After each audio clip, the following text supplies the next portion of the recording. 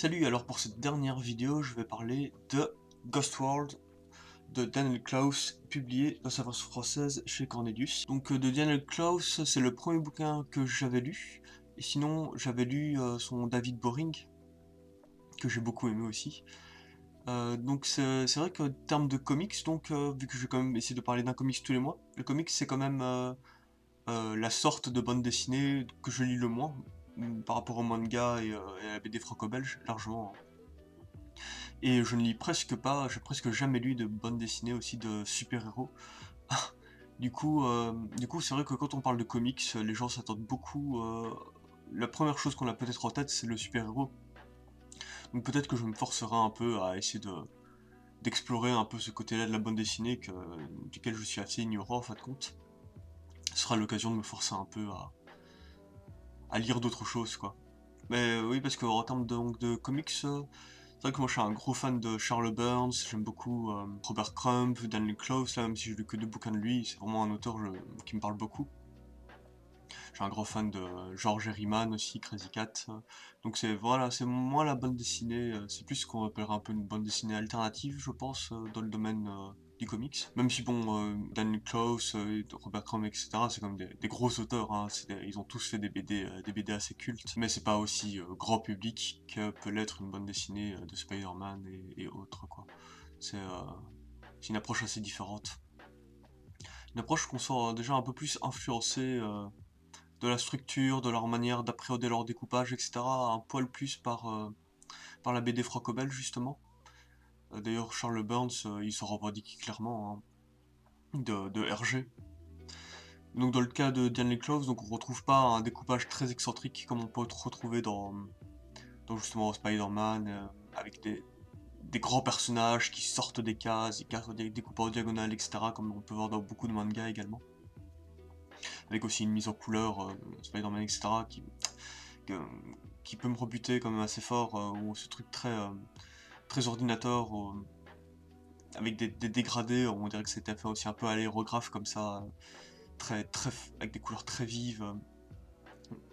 Et c'est aussi souvent le dessin, un dessin réaliste, semi-réaliste, duquel moi je suis quand même moins fan dans la bande dessinée de manière générale. Je préfère les dessins plus abstraits que ça. Et justement, Daniel Klaus, il a un dessin semi-réaliste, mais qui se permet d'être imprécis. Il se permet plus de largesse que juste essayer de représenter de manière très classique, très académique, une anatomie, un visage, un paysage. Il va se permettre aussi d'être dans son trait, avoir des traits un peu grossiers parfois, et de laisser des visages imprécis, encore une fois, avec des yeux pas forcément toujours dessinés à la perfection, etc. Donc il y a cette espèce de souplesse dans son dessin, semi-réaliste, qui fait que j'arrive à rentrer dedans, que j'arrive à vraiment l'apprécier, et à me plonger dans l'histoire des personnages, etc., tout en restant vraiment dans quelque chose, dans une forme de dessin qui moi me parle plus, quoi, qu'un dessin plus académique. Donc Ghost World se passe dans les années 90, on suit deux adolescentes préadultes de 18 ans, 18 ans, ouais, 18-19 ans. Elles passent leur dernier été après la fin de leurs études. Donc elles s'appellent Enid et Rebecca. Et donc elles sont à une espèce de tournant de leur vie où elles se demandent qu'est-ce qu'elles vont faire justement du reste de leur vie maintenant que l'école est terminée, que l'adolescence se termine. Qu'elles vont être un peu forcées de devoir avancer dans leur vie et faire des choix drastiques et de plus pouvoir rester sur le monde qu'ils s'étaient construit auparavant, quoi. D'où aussi le titre donc de Ghost World, avec ce monde du passé qui hante sans cesse les personnages, qui sont aussi dans un truc de ressasser leurs souvenirs, de garder telle quelle leur amitié, de pas d'avoir peur de changer, d'avancer dans la vie, quoi. Donc on suit surtout le point de vue de Enid, aussi du fait que elle est plus bravache que son amie, elle est plus rentre dedans, elle est plus excentrique, elle est plus extravertie. Ce qui fait donc qu'elle capitalise davantage l'attention, quoi. Ce qui est aussi un des enjeux du récit par rapport à Rebecca, qui a du mal à se faire une place à côté de cette personne au caractère si fort. Et donc on retrouve une espèce d'Amérique. Je sais jamais comment aborder ça parce que c'est vrai que la vision qu'on peut avoir de l'Amérique via la bande dessinée ou les films, ou même du Japon via les mangas, etc. On lit toujours ça d'un point de vue d'européen, d'occidental, de belge, en l'occurrence pour moi. Et donc je sais jamais comment appréhender ça en termes de réalité et de fiction. Mais voilà, c'est cette image de l'Amérique avec tous ces personnages insolites, tous, enfin, où il y a plein de personnes comme ça qui ont l'air d'être au bord de la folie constamment, un peu de misère sociale comme ça aussi. Et donc Enid et Rebecca sont toutes les deux dans une espèce de fascination, comme on peut avoir par exemple avec l'émission voyeuriste Striptease, là, qu'on avait à une époque, de d'aller à la rencontre de l'insolite et des personnages décalés, etc. Donc elles ont un langage très cru par rapport à ça, elles s'en moquent beaucoup, elles sont assez violentes verbalement, quoi. Ça me fait... Les dialogues me font énormément rire. C'est vraiment super bien écrit, c'est vraiment on ressent vraiment bien ce dialogue très naturel. Et donc tous ces personnages et ces endroits insolites font partie de leur décor, de leur quotidien. Et on voit aussi donc tous ces repères-là changer au fur et à mesure et disparaître.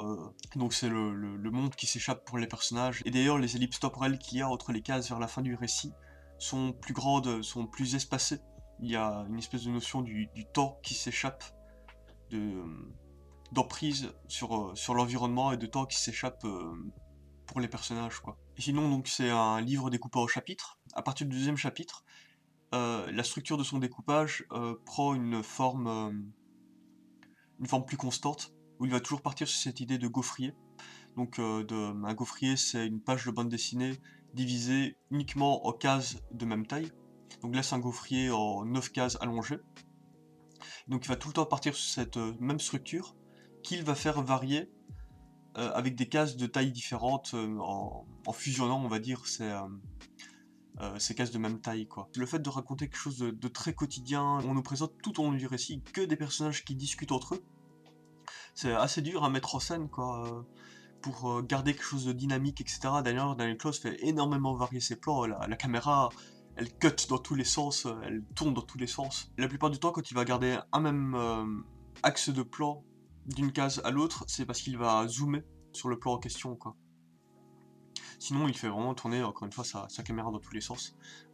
Mais donc, garder ce même pattern de cases la plupart du temps permet aussi, je suppose, à l'auteur de pouvoir justement faire varier beaucoup ses plans, mais sans que cela paraisse complètement excentrique et complètement et presque imbuvable visuellement, quoi.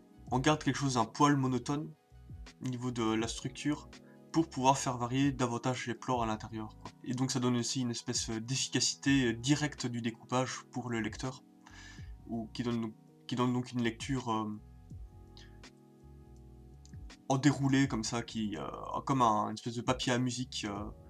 On va passer d'une case après l'autre de la même taille avec quelques petites variations. Mais donc justement ce qui aide aussi davantage à adoucir ce changement brutal de plan constant dans la narration, c'est aussi qu'on est absorbé par le dialogue qui nous conduit donc aussi d'une case après l'autre entre les personnages, qui est donc très très bien écrit, dans lequel on retrouve vraiment bien. Il y a aussi la mise en couleur qui est donc monochrome avec juste donc le blanc, le noir, sur lequel va avoir une espèce de couleur d'eau de javel bizarre. Donc cette mise en couleur, j'ai lu sur le site du Neuf, avec une interview de Xavier Gilbert, de Daniel Close donc, que Daniel Close raconte que, en fait, c'était pendant son adolescence à Chicago, quand la nuit tombait, les gens allumaient tous leur poste de télévision chez eux, et donc à l'extérieur, il y avait une absence complète de couleur, enfin c'est comme ça qu'il s'en souvient, quoi, une absence complète de couleur, qui contrastait avec cette espèce de lumière bleue électrique pâle à l'intérieur des maisons, quoi. Et c'est vrai que les personnages regardent beaucoup la télévision dans Ghost World, il y a aussi beaucoup de sources de lumière qui sont montrées, et donc voilà, ils voulaient retranscrire cette espèce d'ambiance qu'ils ressentaient, quoi. D'ailleurs, ça me fait penser à Riyad Satouf avec l'Arabe du futur, où selon l'endroit où se passe le récit, il va montrer aussi une couleur monochrome différente dans son histoire, et donc la couleur retransmet son ressenti de l'époque, parce que c'est un récit qui raconte son enfance, son ressenti de l'époque sur le lieu où il se trouvait, quoi. Genre quand il est en Libye, c'est une couleur jaune qui recouvre tout le récit, et donc c'est comme ça qu'il se souvient du ressenti qu'il avait quand il était en Libye, que tout était baigné dans une espèce de lumière jaune. Et donc c'est le genre d'anecdote qui apporte pas mal au récit, je trouve, en termes de compréhension de l'ambiance que l'auteur veut transmettre, et le fait aussi de mettre une espèce d'affect, de souvenir par rapport à l'enfance ou l'adolescence, sur un récit d'une époque disparue, donne davantage encore ce côté nostalgique Et donc justement ce truc de nostalgie, ce qui est toujours intéressant quand on fait des flashbacks dans une bande dessinée, c'est que donc soit par exemple dans les mangas on retrouve beaucoup ce truc là, quand il y a un flashback, tout d'un coup le fond, le cadre extérieur devient noir quoi, pour marquer le truc.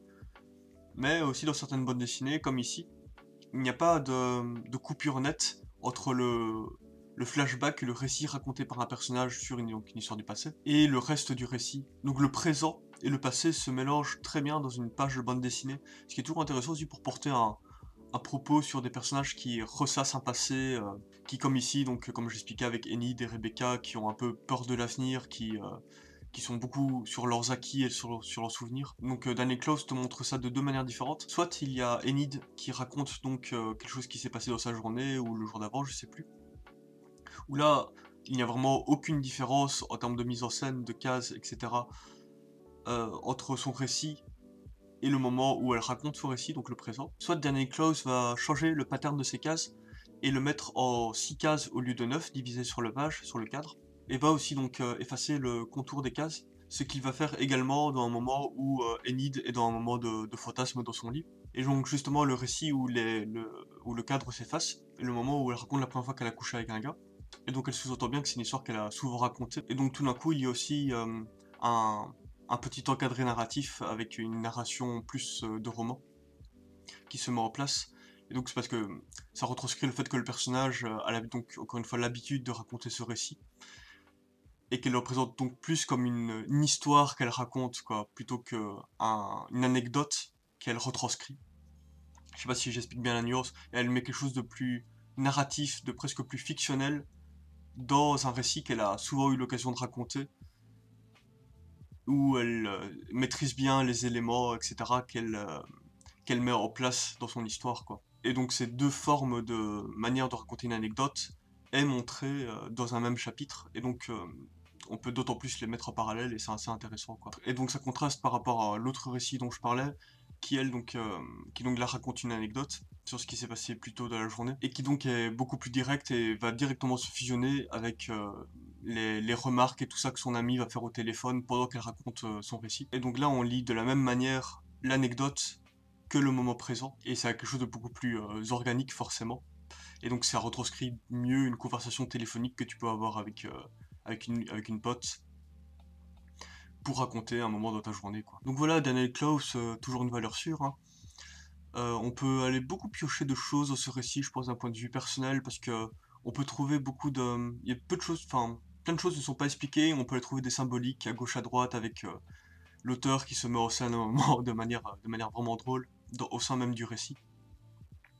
Le fait qu'il y a donc ce mot Ghost World qui est sans cesse graffé, tagué à travers la ville par une mystérieuse personne. Beaucoup de choses qui sont donc jamais résolues. Le fait aussi que Kenid, dans l'optique de pouvoir se déplacer jusqu'à l'université dans laquelle elle va peut-être être prise, s'achète un corbillard, un corbillard pour pouvoir se déplacer jusque là-bas. Voilà, on peut voir plein de symboliques là-dedans, mais justement, en tant que lecteur, on va pouvoir se projeter de manière différente selon son propre vécu, son propre ressenti. C'est toujours une bonne chose hein, quand tout n'est pas forcément expliqué, dans une espèce de côté mystique aussi dans le récit, ça donne un côté mystique, je trouve, qui est assez agréable. Et aussi pour parler vite fait de l'édition quand même, parce que Cornelius, si vous avez jamais eu de leurs bouquins entre les mains, et je pense qu'on peut quand même dire qu'ils font les plus beaux livres du marché, quoi, du milieu de la BD. Avec toujours des maquettes vraiment nickel, super belles, des couleurs, des choix de typo vraiment parfaites, pour les éditions cartonnées, parce qu'ils font aussi des éditions souples. Il y a toujours aussi une toile qui est mise sur le dos du livre, toujours avec la bonne couleur, etc. chez les éditions de Toxic de Charles Burns de chez Cornelius, elles sont juste sublimes quoi. Le papier intérieur aussi est vraiment bien, c'est toujours du papier très épais, très agréable au toucher. Et ici dans Ghost World, c'est pas du papier blanc pur, blanc pétant, c'est un papier un peu beige qui tire un tout petit peu vers le jaune comme ça, et qui donne une espèce d'élégance aussi, et qui s'accorde bien avec la couleur vert bizarre qui est mise dans le récit. Donc voilà, c'est vraiment des éditions extrêmement soignées, quoi. Bien sûr, les livres coûtent vachement cher, et c'est un peu le truc chiant aussi, dans le livre, on a cette culture du beau livre, mais en même temps, c'est l'accès à l'histoire, l'accès au récit, l'accès à la bande dessinée est-elle plus importante que d'avoir des beaux livres? Je sais pas, j'ai pas vraiment d'avis tranché sur la question. Mais bon, je suppose que si Cornelius fait des livres comme ça, c'est que c'est des grands amoureux du beau livre, et que c'est pas étonnant aussi que des grands noms de la BD américaine décident d'être publiés chez Cornelius, parce que c'est vrai que avoir des beaux bouquins comme ça, je comprends que ça fasse envie pour les auteurs, quoi.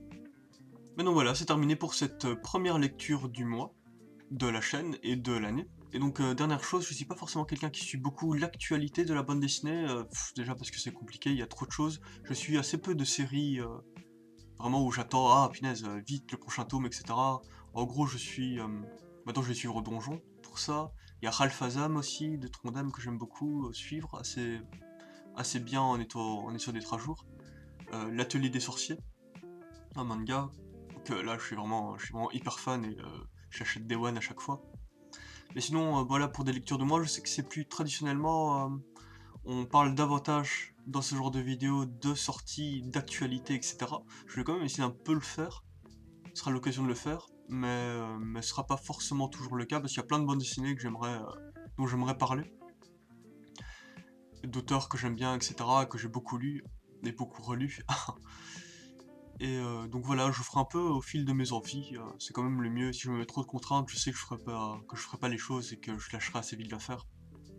Donc voilà, les lectures du mois ne seront pas forcément des lectures d'actualité, il faut le savoir. Donc voilà, merci à vous, merci pour votre temps de cerveau disponible que vous m'avez accordé ici.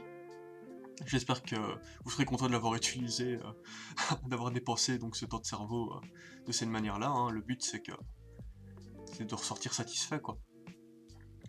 Et je vous dis à bientôt pour de prochaines vidéos.